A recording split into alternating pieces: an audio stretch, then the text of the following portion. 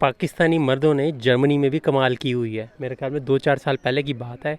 Group में खातून ने post की, वो नया नया इनको जोश चढ़ा था कि भाई रिश्ते करवाने हैं, ये है वो है, अपनी प्रोफाइल पोस्ट करें, लोग आपको अप्रोच करेंगे।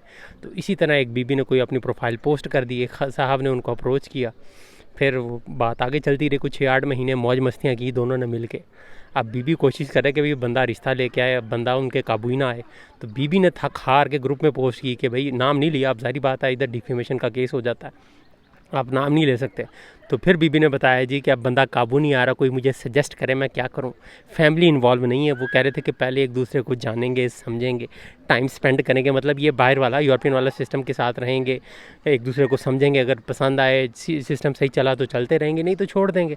अब वो बंदा छोड़ने के चक्कर में, वो अब बीबी जान ना छोड़े। बीबी ज़ाहिर बात है, बीबी शादी के चक्कर में भाई अपने दाव में।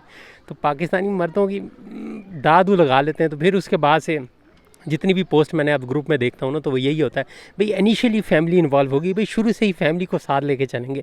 ये ना हो कि पाकिस्तानी मर्द मौज मस्तियाँ कर ले तो फिर काबू ना आवे।